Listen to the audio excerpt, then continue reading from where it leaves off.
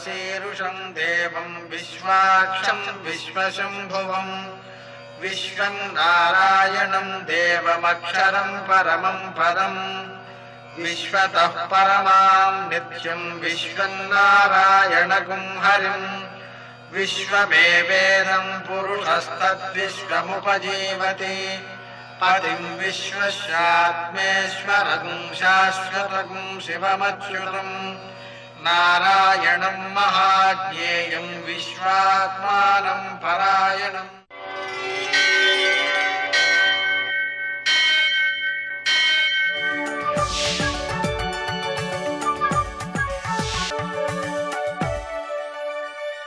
सूर्यशौर्यमथेन्दुरिन्द्रपदवी सन्मङ्गलं मङ्गलम्। मृत्युंजयाय रुद्राय नीलकंठाय संभवे मृतेशाय सर्वाय महादेवाय ते नमः। सर्वमंगलमांगल्ये शिवे सर्वार्थसाधिके शरण्ये त्र्यंबके देवी नारायणी नमोस्तुते। నేటి కాలమాన విశేషాలను గమనిద్దాం. స్వస్తి శ్రీ చాంద్రమాన జయనామ సంవత్సరం దక్షిణాయనం వర్ష ఋతువు భాద్రపద మాసం కృష్ణపక్షం సోమవారం.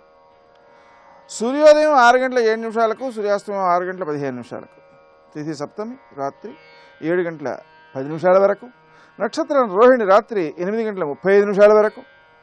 వర్జం మధ్యాహ్నం 12 గంటల 13 నిమిషాల నుంచి 1 గంట 54 నిమిషాల వరకు. మరల రాత్రి 2 గంటల 36 నిమిషాల నుంచి 4 గంటల 19 నిమిషాల వరకు. దుర్ముహూర్తం మధ్యాహ్నం 12 గంటల 35 నిమిషాల నుంచి 1 గంట 24 నిమిషాల వరకు. మరల మధ్యాహ్నం 3 గంటల 1 నిమిషాల నుంచి 3 గంటల 49 నిమిషాల వరకు. అమృతకాలం సాయంకాలం 5 గంటల 14 నిమిషాల నుంచి 6 గంటల 55 నిమిషాల వరకు. రాహుకాలం సోమవారం కాబట్టి ఉదయం 7:30 నుంచి 9 గంటల వరకు. అష్టకౌలిక రీత్యా శుభప్రదమైన సమయం సాయంకాలం 4 గంటల 15 నిమిషాలకి. ఆ సమయంలో చేసేటువంటి పనులు మనకు లాభప్రదంగా కొనసాగే అవకాశం ఉంది. విశేషించి ఈరోజు సాయంకాలం వేళ ప్రదోషం ఉందండి. సూర్యాస్తమయం నుంచి 1:12 నిమిషాల సమయంలో, ఆ ప్రదోష సమయంలో మనం పుణ్యకార్యాలు ఆచరించడం, శివనామస్మరణ చేయడం, శివునికి నల్ల నువ్వులతో అభిషేకం చేయడం. విశేషించి ఈరోజు సోమవారం కూడా కాబట్టి శంకరునికి చాలా ప్రీతికరమైనది కాబట్టి ఆయన్ని ఆరాధన చేసుకోవడం ద్వారా మనకు సుఖం కలుగుతుంది, ఆనందం కలుగుతుంది, ఆరోగ్యం కలుగుతుంది, సంపద కలుగుతుంది, మనకు అన్ని విధాల శ్రేయస్సు కలుగుతుంది. నేటి ఆణిముత్యాలు.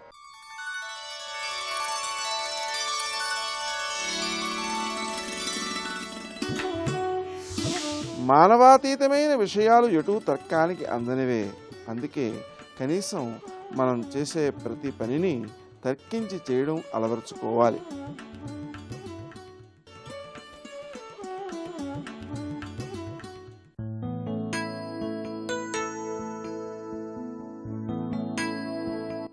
ఓ ఆనందం, ఓ విషాదం, ఏది జరిగినా కర్మ అనుకుంటారు అందరూ.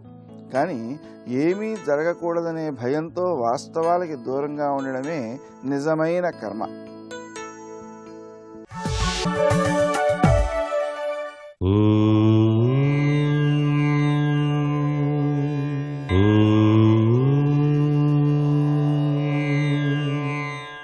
ఓం నమో నారాయణాయ. ఓం నమః శివాయ. శ్రీమాత్రే నమః. రుద్ర అనేటువంటి పేరు చాలా విశిష్టవంతమైనటువంటి తత్వాన్ని ప్రసాదింపజేస్తుంది. రుద్రుడు అంటే శివుడే. ఈ రుద్ర అనే పేరు ఉన్నది రుద్రాక్షలకు. రుద్రాక్షలతో కనుక అభిషేకార్చన నిర్వహించినటువంటి వ్యక్తి జీవనం అత్యంత సుఖప్రదమైనటువంటి తత్వాన్ని ప్రసాదిస్తుంది. రుద్రాక్ష అంటే ఏమిటి? రుద్రుని యొక్క అక్షి నుంచి జాలువారినది అని. పరమేశ్వరుడు తపస్సు చేస్తున్నప్పుడు ఆయన తపఫలితంగా దేదీప్యవంతమైనటువంటి ఆయుధం ఒకటి తయారైంది. ఆయుధం వెళ్ళి త్రిపురాసుర సంహారం చేసింది.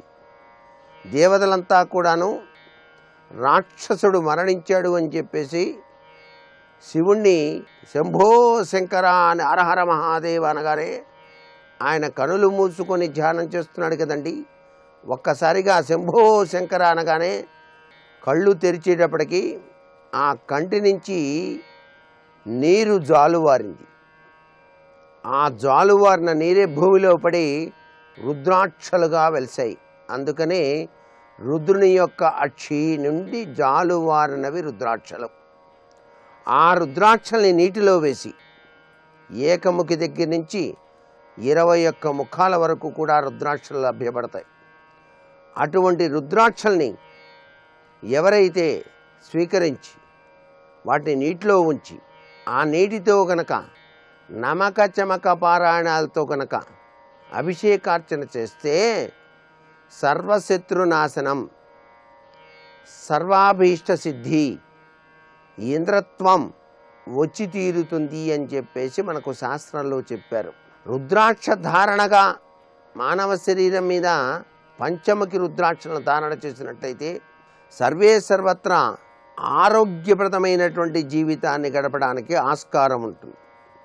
రుద్రాక్షను దగ్గర ఉంచుకొని ప్రయాణం చేసినప్పటికీ ప్రయాణాల్లో కూడాను ఎటువంటి ఆటంకాలు కలగవు, ఎటువంటి ప్రమాదాలు కూడాను సంభవించకుండా కాపాడి రక్షించే అమృత తుల్యం మానవాళికి ప్రసాదించాడు పరమేశ్వరుడు. ఇంద్రమాల అని చెప్పేసి ఉంటుంది. 1 నుంచి 21 వరకు, 21 నుంచి 1 వరకు రెండు వైపులా కూడాను మాలగా వేసి ధరించినటువంటి వారికి ఏ కోరిక కావాలంటే ఆ కోరిక నెరవేరుతుంది అని కూడా రుద్రాక్షోపనిషత్తు తెలియజేసినటువంటి విశేషాంశం. ఏదేమైనప్పటికీ రుద్రాక్షాభిషేకం సర్వవిధ శ్రేయోదాయకంగా గుర్తెరగాలి. సర్వే జనా సుఖినో భవంతు.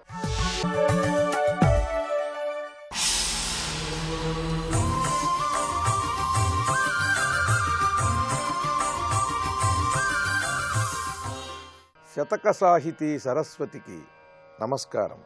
ధనకాంక్షలేక సద్ధర్ములయ్యుండుట, వేషధారణలేక వెలయుచుంట, కాయ కష్టంబుచే కలుగు ధనంబున జీవయాత్రను చెల్లజేయుచుంట, అందరమొక్కటేయను మాట నెరనమ్మి పరుల సౌఖ్యమునకై పాటుపడుట, ప్రాయంబు బుద్బుద ప్రాయంబుగా నుంచి క్షాత్రధర్మంబుతో జరుగుచుంట, మానవుల మనోవీధుల మసలినట్టి దినములు గడచిపోయే ఈ దేశమందు, కలరు దుర్జనులీనాడు కరవు తీరా కుటిల జనభంగ సత్సంగ కోటిలింగ.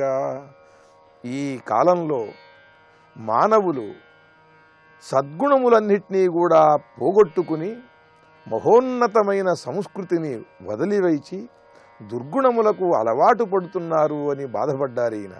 1912వ సంవత్సరంలో ఈ శతకం ముద్రింపబడింది. 100 సంవత్సరాల క్రిందట సమాజ స్థితిని చూచి ఆయన బాధపడ్డారు. అప్పటి నుండి ఇప్పటి వరకు ఈ సమాజం ఎలా ఉందో ఈనాటి సమాజంలో ఉన్న మనం గమనించవచ్చు. ధనకాంక్షలేక సద్ధర్ములయ్యుండుట, నా పూర్వం తరాల వారు ఇలా ఉన్నారు కానీ ఇవాళ లేరే అని బాధపడుతూ రాసినటువంటి పద్యం. ధనకాంక్షలేక సద్ధర్ములయ్యుండుట, నిరంతరం ధనం సంపాదించాలి అనే కాంక్షతో అన్యాయాలు చేయకుండా సద్ధర్ములయ్యుండుట, చక్కని ధర్మాన్ని అనుష్ఠించి జీవిస్తూ ఉన్నంతలో సంతృప్తిగా ఉంటూ కష్టపడి సంపాదించిన ధనాన్ని తాను తన జీవయాత్రకి దాన్ని ఖర్చు పెడుతూ దాంట్లోనే కొంత మిగిల్చి పేదశాదలకు దానం చేస్తూ సాగినటువంటి మహానుభావులు మహనీయులు కలిగిన సమాజం మారిపోయింది. కాయ కష్టంబుచే కలుగు ధనంబున జీవయాత్రను చెల్లజేయుచుంట, తన శరీరంతో నిరంతరం కష్టపడుతూ ఎక్కడా సోమరితనం లేకుండా అలసట చెందకుండా కాయ కష్టంబుచే కలుగు ధనంబున జీవయాత్రను చెల్లచేయుచుండ. కష్టపడి సంపాదిస్తే వచ్చిన ధనంతో ఈ జీవనాన్ని కొనసాగిస్తూ సంతృప్తిగా ఉండేటువంటి ఆ తరం మారిపోయింది. అందరమొక్కటేయను మాట నెరనమ్మి పరుల సౌఖ్యమునకై పాటుపడుట. ఈ కులాలు, ఈ వ్యత్యాసాలు మనుషుల మధ్యన విద్యాధికులు, విద్య లేనివారు, పేదవారు, ధనవంతులు, ఈ కులం ఆ కులం అనేటువంటి వ్యత్యాసం, ఆ భేద బుద్ధి లేకుండా అందరమొక్కటేయను మాట నెరనమ్మి, అందరిలో ఉన్న ఆ చైతన్యం ఒక్కటే, అందరి ఆకలి దప్పికలు ఒక్కటే, మానవులందరి అవసరములు సాధారణంగా ఒక్కటే అనే భావంతో పరుల సౌఖ్యమునకై పాటుపడుట. నాకు ఇంత కలిగి ఉన్నది, నేను తిని దీన్ని దాచిపెట్టడం కాదు, ఇది లేని వారికి కూడా కొంత అందించాలి అని పరుల సౌఖ్యమునకై పాటుపడుట. పరుల సౌఖ్యం కోసం కూడా పాటుపడేటువంటి వారు ఆ తరం వారందరూ కూడా కనుమరుగైపోయారు. ప్రాయంబు బుద్బుద ప్రాయంబుగా నుంచి క్షాత్రధర్మంబుతో జరుగుచుంట. ఈ శరీరం, ఈ ఆయుర్దాయం ఇది ఎప్పుడు నశించిపోతుందో తెలియదు. ఈ శరీరం అనేది ఒక బుడగ లాంటిది, అది ఎప్పుడు పేలిపోతుందో తెలియదు. కనుక ధర్మం కోసం ధైర్యంగా నిలబడి ఈ ధర్మానికి హాని చేసేటువంటి వారిని ఎదిరించాలి అనే ఉద్దేశంతో క్షాత్రధర్మంబుతో సాగుచుంట. ధర్మానికి హాని కలిగించిన వారిపైన తిరగబడి ధైర్యంగా వారిని తరిమి కొట్టేటువంటి స్థితిని కోల్పోయారు. నా పూర్వులందరూ నడిచినటువంటి ఆ సన్మార్గాన్ని వీళ్ళు విడిచిపెట్టారు. మానవుల మనోవీధుల మసలినట్టి దినములు గడచిపోయే ఈ దేశమందు. ఈ దేశంలో ఈనాడు ఇటువంటి సద్గుణాలన్నీ మానవుల మనోవీధుల్లో ఉన్నాయి. ఉన్నవాడు లేనివాడికి పెట్టాడు. తనకు బలం కలిగినప్పుడు బలహీనుల్ని రక్షించాడు. ధనకాంక్షతో కాకుండా సన్మార్గంలో నడిచి జీవించటమే ఆదర్శమని అనుకున్నారు. కేవలం శరీర కష్టంతో బ్రతుకుతున్నారే గాని ఎక్కడా సోమరితనం చూపించకుండా జీవించారు. అటువంటి మహాత్ములు మసలినటువంటి ఆ తరములన్నీ, ఆ ఆదర్శప్రాయమైన ఆ తరములన్నీ గతించిపోయినాయి. ఆ సంగతి తెలిసి కూడా ఇవాళ ఎవరూ వాటి గురించి పట్టించుకోవటం లేదు. కలరు దుర్జనులీ నాడు కరవు తీరా. దుర్మార్గంతో సాగేటువంటి వారు బాగా ఈ సమాజంలో ఎక్కువైపోయారు అని 1912వ సంవత్సరం ప్రాంతంలో తాను చూసినటువంటి సమాజపు పోకడలను, ఆ సమాజంలో పూర్వ సంప్రదాయములను గౌరవించకుండా, పూర్వుల యొక్క గొప్పదనాన్ని తెలుసుకుని దాన్ని ఆచరించకుండా ఉన్న వారిని ఉద్దేశించి బాధపడుతూ భక్తితో, ఆర్తితో, దేశభక్తితో చక్కని పద్యరచన చేసి గొప్ప శతకాన్ని మనకు అందించిన శ్రీ సత్యవోలు అప్పారావు గారి కోటిలింగ శతకంలోని మరి ఒక పద్యం గురించి రేపు ఉదయం తెలుసుకుందాం. ఓం నమః శివాయ.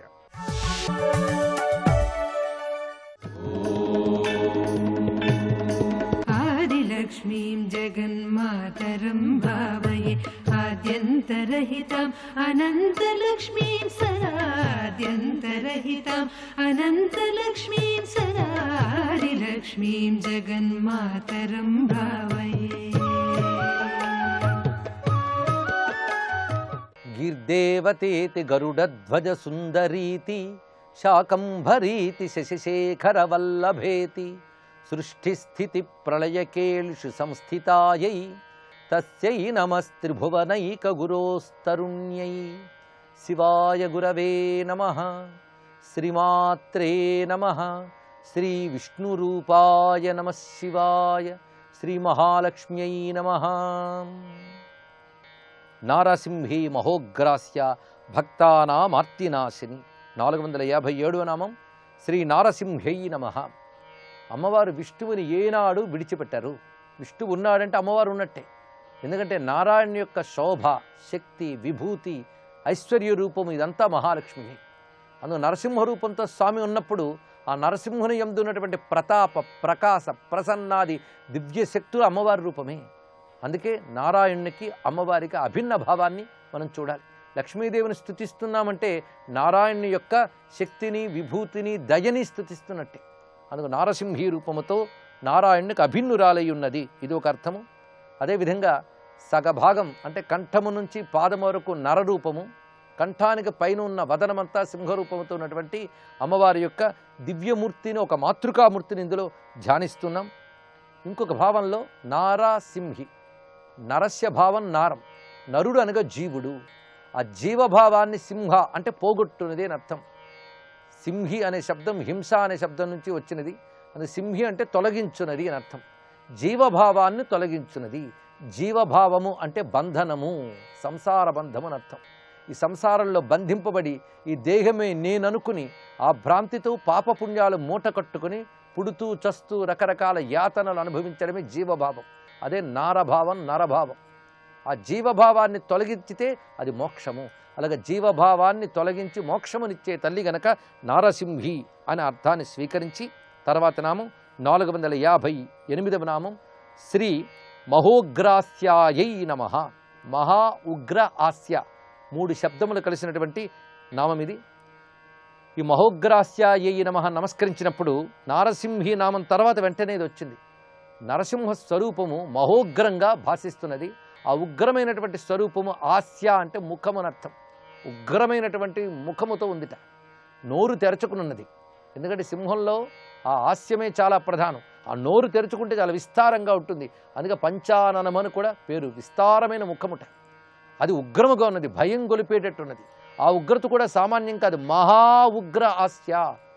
మహా అత్యంత గొప్పదైనటువంటి ఉగ్రమైన నోరు కలిగినటువంటి తల్లి మహోగ్రాస్య. నరసింహ రూపము ఆ నోరు తెరచుకున్నది, ఆ నాలిక వెలికి వస్తున్నటువంటి రూపం అది. అలాంటి ఉగ్రమైనటువంటి వదనము కల తల్లి మహోగ్రాస్య. ఇందులో మరొక వేదపరమైన భావాన్ని కూడా స్వీకరించవచ్చు. నారసింహి మహోగ్రాస్య.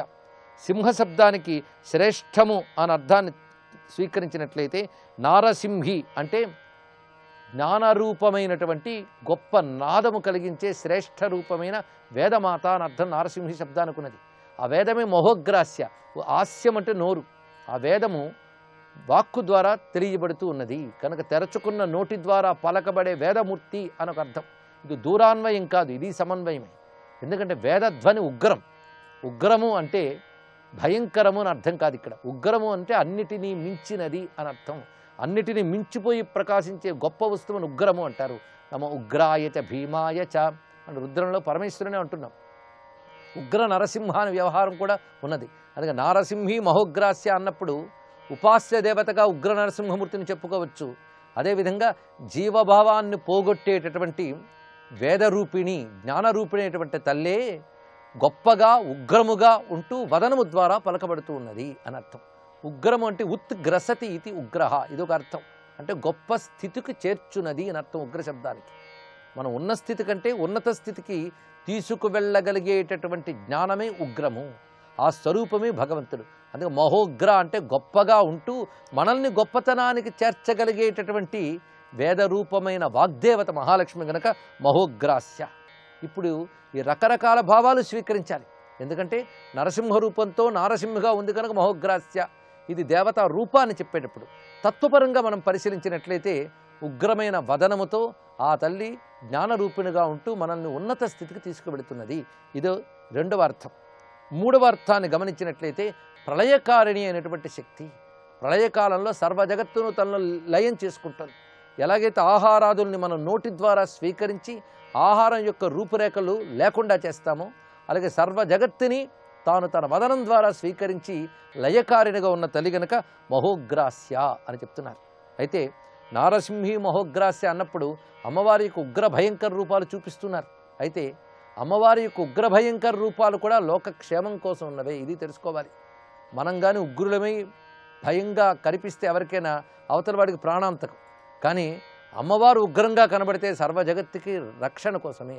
ఎందుకంటే అమ్మవారి ఉగ్రత్వం కూడా దయే. అందుకు దేవతామూర్తుల్లో ఉగ్రమూర్తులు దయ యొక్క ఒకానొక వ్యక్తీకరణే, ఇది తెలుసుకోవాలి. ఆ దయారూపముగానే అమ్మ ఉన్నది. అందుకే తర్వాతి నామం భక్తానాం ఆర్తినాశిని. నారసింహిగా వచ్చిన వారాహిగా వచ్చిన ఆ తల్లి సర్వ జగత్తుకి క్షేమం కలిగించడానికి వస్తుంది, భక్తుల యొక్క ఆర్తిని పోగొడుతున్నది. అందుకే ఈ నామాన్ని నమస్కారంలో శ్రీ భక్తానామార్తినాశన్యై నమః అన్నారు. అంటే భక్తుల యొక్క ఆర్తులను నశింపజేస్తున్నది అని. ఆర్తి అంటే పీడ అని అర్థం, భక్తులు అంటే ఆశ్రయించిన వారిని అర్థం. ఆ మహాలక్ష్మీదేవిని ఇష్టదైవముగా ఎవరు ఆశ్రయించి కొలుచుకుంటున్నారో వారికి ఏ పీడ, ఏ వేదన, ఏ బాధ లేకుండా అమ్మవారు అనుగ్రహిస్తున్నారు కనుక భక్తానాం ఆర్తినాశిని. తల్లి యొక్క లక్షణమే ఆర్తినాశిని. ఈ మాట భక్తులకి ఎంత అభయమిస్తున్నది. అమ్మవారిని నమ్మిన వారికి ఆర్తి అనేది ఉండదు. అందుకే శరణాగత దీనార్థ పరిత్రాణ పరాయణే సర్వస్యార్తి హరే దేవి నారాయణి నమోస్తుతే అంటున్నాం. శరణాగతులైన వారి యొక్క ఆర్తిని, శోకాన్ని, మోహాన్ని మొదలైన వాటిని పోగొట్టి కరుణించే తల్లి కనుక భక్తానాం ఆర్తినాశిని. ఆ నారసింహి రూపము, మహోగ్రాస్య రూపము, మనల్ని బాధించే వాటిని బాధించి మనల్ని అనుగ్రహించే స్వరూపము. అందుకే ఆర్తినాశకమైన అమ్మవారి యొక్క రూపాన్ని నమస్కరించి తర్వాతి నామములు అంతర్బల స్థిరా లక్ష్మీ జరా మరణనాశిని శ్రీరంజిత మహాకాయ సోమసూర్యాగ్ని లోచన. 460వ నామం అంతర్బల. ఇది నమస్కారంలో శ్రీ అంతర్బలాయై నమః అని చెప్పబడుతున్నది. ఇది దివ్యమైన శబ్దం. ఇది అమ్మవారు ఎప్పుడు బలస్వరూపిణే, కానీ అంతర్బల అని చెప్పడంలో ఉన్న ఉద్దేశం ఏమిటి? మనం బలం ఎక్కడి నుంచి వచ్చిందయ్యా అంటే భౌతికంగా బలాన్ని చూస్తూ ఉంటాం, ఫలానా వస్తువు వల్ల బలం వచ్చింది అని. కానీ ఆ వస్తువుకి బలం ఎక్కడి నుంచి వచ్చింది? ఇలా వెనక్కి వెళుతూ ఉంటే లోపలికి వెళ్ళాలి. ఆ లోపల ఉంటుంది బలం. బలం వల్ల నడపబడే వస్తువు కంటికి కనబడుతుంది, కానీ ఆ వస్తువు లోపల ఉన్న బలం మనకు కనబడదు. కనుక బలం ఎప్పుడు వస్తువు లోపల ఉంటుంది. అదే అంతర్బల. ప్రతిదానికి లోపల ఉండే బలము అదే అమ్మవారి యొక్క రూపము. సర్వజీవుల యందు వ్యాపించినటువంటి చైతన్యం వల్లనే బలం వస్తున్నది. నిజానికి బలం ఇది అమ్మవారి రూపమే. అందుకే శక్తి అంటాం. శక్తి అన్నా బలం అన్నా అమ్మవారే. ఆ తల్లే నిజానికి బలం. ఆ తల్లి బలం వల్ల మనం ఉంటూ మనదే బలం అనుకుంటున్నాం. ఇది అజ్ఞానం. ఇది గ్రహించవలసిన భావం ఇది. అందుకే అంతర్బలాయై నమః. బలయుతులకు దుర్బలులకు బలమెవ్వడు, నీకు నాకు బ్రహ్మాదులకు బలమెవ్వడు, ప్రాణులకు బలమెవ్వండు, అట్టి విభుడు బలము సురేంద్ర అన్నాడు ప్రహ్లాదుడు హిరణ్యకశిపునితో. బలం ఉన్నవారికి బలం లేని వారికి నీకు నాకు కూడా ఎవడు బలమో వాడే నాకు ఇప్పుడు బలంగా ఉన్నాడు అని సమాధానం చెప్పాడు. ఎవడరా నీకు బలమని హిరణ్యకశిపుడు అడిగితే ప్రహ్లాదుడు ఇచ్చిన సమాధానం ఇది. కానీ హిరణ్యకశిపుడు సరిగ్గా అర్థం కాలేదు. అర్థమై ఉంటే అంత హడావిడి జరిగేదే కాదు. ఎంత చక్కగా చెప్పాడు. నీకు నాకు కూడా ఎవడు బలమో వాడి బలంతోనే నేను మాట్లాడుతున్నాను అన్నాడు ప్రహ్లాదుడు. ఆ మాట సరిగ్గా అర్థమైతే లేడు అని చెప్పడానికి హిరణ్యకశిపుడికి, ఉన్నాడని చెప్పడానికి ప్రహ్లాదుడికి కూడా ఒకడే బలంట. వాడిలో వీడిలో కూడా ఉన్నవాడు వాడే. గొప్ప బలవంతులని చెప్పుకునే వాళ్ళకి, అంత బలం లేని వాళ్ళని చెప్పుకునే వాళ్ళల్లో కూడా ఉన్నట్టు నారాయణుడు. అందుకే బలయుతులకు దుర్బలులకు అంటే సర్వవ్యాపకమైనటువంటి శక్తి భగవానుడే. తద్విష్ణోర్ బలమాహు అని వేదమే చెప్తుంది. కనుక సర్వ జగత్తు ఎవరి యొక్క బలం చేత నడపబడుతోంది ఇది ఆలోచించాలి. ఒక వస్తువు తనంత తాను పైకి లేస్తేనే ఎవడు లేపాడు అని అడుగుతున్నామే. మరి గ్రహ నక్షత్రాదులన్నీ వాటి వాటి స్థితుల్లో ఉంటూ ఎవరి పట్టు వల్ల, ఎవరి బలం వల్ల నడపబడుతున్నాయి. ఆ బలానికి ఓజస్సు అని పేరు. ఓజోసి సహోసి బలమసి భ్రాజోసి అని అంటూ ఉంటాం. ఓజస్ తేజోద్యుతిధర ప్రకాశాత్మ ప్రతాపన అని విష్ణు శాస్త్రంలో చదువుకున్నాం. ఓజోవతి ద్యుతిధర యజ్ఞరూప ప్రియవ్రత అని లలితా సహస్రనామాల్లో కూడా చదువుతున్నాం. అందుకు ధారయామ్యహం మోజస అంటాడు భగవద్గీతలో కృష్ణ పరమాత్మ. సర్వ జగత్తుని నేను నా ఓజస్సుతో, నా బలంతో ధరించి ఉన్నాను. కనుక బలమే విష్ణువు, విష్ణువే బలము. అది తెలుసుకుంటే మనందరికీ నిజమైన బలం ఆ భగవానుడే. భగవానుడన్నా భగవతి అన్నా ఒకటే గనక ఆ మహాలక్ష్మియే బలరూపముగా ఉన్నది. అంతర్బల. ఇలాగా అందరి యందు బలరూపముగా ఉన్నటువంటి తల్లి లోపల ఉన్న బలము. ఈ లోపల ఉన్న బలం అనే మాట అనడంలో ఉన్న ఒక ఔచిత్యాన్ని మనం గమనించాలి. లోపల ఉన్న బలము అంటే ఈ శరీరం బయటికి కనబడుతుంది. ఈ శరీరంలో సప్తధాతువులు ఉన్నాయి. ఎముక, మజ్జ, మాంసము ఇత్యాదులన్నీ, చర్మము, రక్తము, ఇవన్నీ సప్తధాతువులని చెప్పబడుతున్నాయి. ఈ ధాతువుల ద్వారా శరీరం ఉన్నది. అందుకే ధాతు బలం ఉంటే కానీ శరీరం ఉండదు.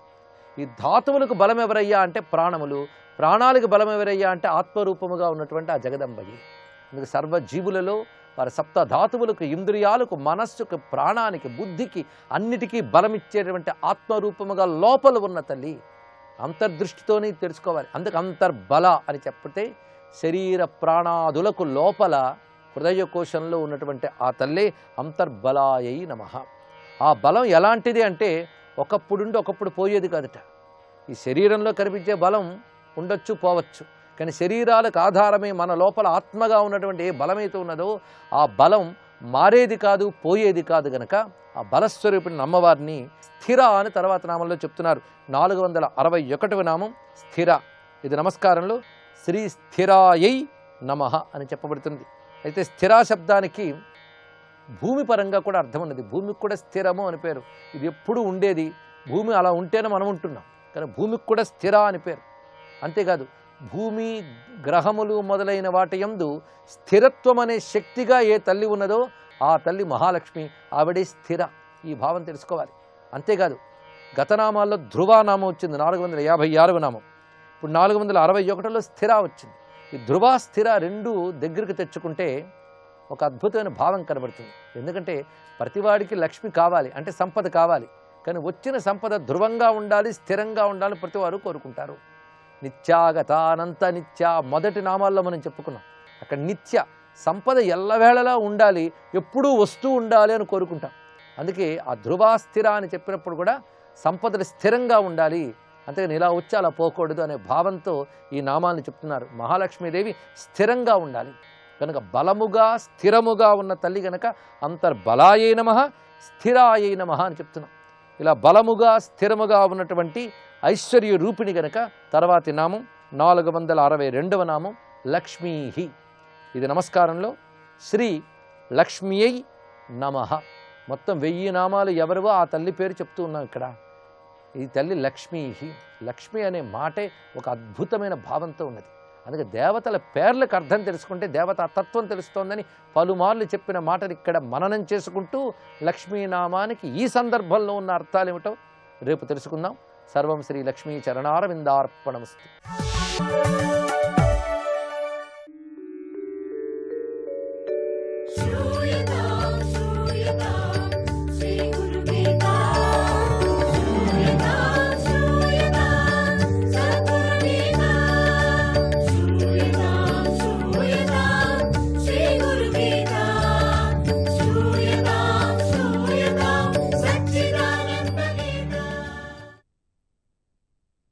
జై గురుదత్త.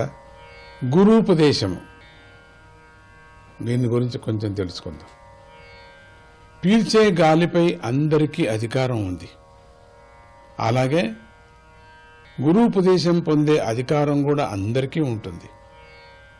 అయితే ఆ గాలిలో నిత్యము పరార్థం కోసం కృషి చేసే మేఘాలు మాత్రమే పైకి వెళ్ళగలవు కదా.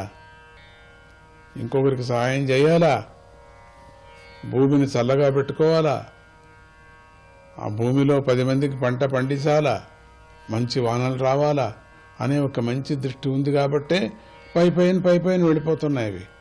అలాగే గురూపదేశంలో కూడా మేఘాల వలె పరోపకారం చేసే కొందరు గనులు మాత్రమే ఉన్నత స్థితికి చేరగలరు. మంచి పని చేసేవాళ్లే పైకి వెళుతూ ఉన్నారు. ఎవరికైతే విద్యల యొక్క అవతరణ మార్గం మీద దృష్టి పడుతుందో వారికి గురు పరంపర దర్శనమిస్తూ ఉంటుంది. ఇక్కడ దర్శనం అవటం అంటే ఏమిటో తెలుసుకుందాం మనం. పరిశుద్ధ చైతన్య శక్తి నుంచి మన వరకు విద్యా ప్రవాహాన్ని అనేక తపోమయ మూర్తులు అందించారు కదా మనకు. వీళ్ళందరూ కూడా నిస్వార్థులు, వీళ్ళకి ఏ విధమైనటువంటి స్వార్థం లేదు. వీరి గురించిన అవగాహన కలగటమే దర్శనం అన్నారు. మంచివాళ్ళ యొక్క విచారాన్ని తెలుసుకోవటమే పరమాత్ముడి యొక్క దర్శనం కూడా అన్నారు. ఈ దర్శనం కలిగిన కొద్దీ వాడు అంతులేని ఆ భావానికి గురవుతూ ఉంటాడు కదా. అంతేగాక ఆ గురువుల పట్ల తాను చూపించే ప్రేమ అంతా చాలా స్వల్పమని ఆవేదన కలుగుతూ ఉంది. దానివల్ల వారి పట్ల కృతజ్ఞతను మరింత విస్తరించుకునేటువంటి ప్రయత్నం చేస్తూ ఉంటాడు. అది జరిగిన కొద్దీ వాళ్ళు తనకి ఇతరులకి మధ్య భేదాలను, ఆ భేదాలను తావు లేదనిపిస్తూ ఉంటుంది కదా. ఇటువంటి నిస్వార్థతా గుణం వాడి మనస్సులో విచ్చుకుంటుంది అని తెలుస్తుంది. అది విచ్చుకున్న కొద్దీ వాడికి తెలియకుండానే వాడు సద్గురువులు వాళ్ళ లోపలికి చేరిపోతూ ఉంటాడు. అంటే సద్గురువుల కోవలోకి చేరిపోతూ ఉంటాడు. ఆ ప్రక్రియలో శిష్యుడు సిద్ధిని అందుకోగలుగుతాడు. అంటే వాడు భూమి మీద ఉండే జీవస్థాయి నుంచి దివ్యత్వాన్ని చేరుకునే పై దశలను అందుకుంటూ ఉంటాడు. ఈ విషయాన్నే మేఘాల ఉపమానం ద్వారా మనం తెలుసుకున్నాం కదా. ఒకప్పుడు క్రింద ఉన్న నీటి చుక్కల రూపాంతరమే కదా మేఘం. అంటే భూమి మీద ఉన్న నీరంతా ఒకేసారి మేఘమైపోదు కదా. ఏ నీటి చుక్కలకు పరోపకార యోగ్యత ఉందో అటువంటి జల బిందువులు మాత్రమే మేఘాలవుతాయని తెలుసుకోవాలి మనం. అదే రీతిగా గురూపదేశం పొందే జీవులందరిలో ఎవరు తమ పవిత్రతను పెంచుకుంటూ ఉంటారో, దానికి ఎవరు నిస్వార్థతా గుణాన్ని పెంచుకుంటుంటారో వారు ఉన్నతోన్నత స్థాయిని అందుకుంటూ ఉన్నారు. ఈ విధంగా విద్యకు, పరార్థ దీక్షకు, గురుభక్తికి, సిద్ధికి మూల చైతన్య శక్తి గల సంబంధాన్ని తెలుసుకున్నాం కదా. అది గురువైనటువంటి దత్తస్వామి కృప వల్ల ఆది గురువు అన్నారు స్వామిని. అంటే దేవదేవ గురోత్తముడు, ఆది గురువు, ఆది దైవము. ఆయన కృప వల్ల మీ అందరికి కూడా ఈ సందేశం బాగా మీకు అర్థం కావాలనేదే ఈ గురుంపర దర్శనం ఇవ్వాలని ఆశీర్వదిస్తున్నాం. అందరికీ కూడా ఈ గురుతత్వం బాగా మీకు తెలియాలా అనేది కూడా సంతోషంగా అందరినీ కూడా ఆ ముక్తి పథానికి తీసుకువెళ్ళాలనేటువంటిదే ఈ గురుగీత యొక్క ఉద్దేశం. జై గురుదత్త.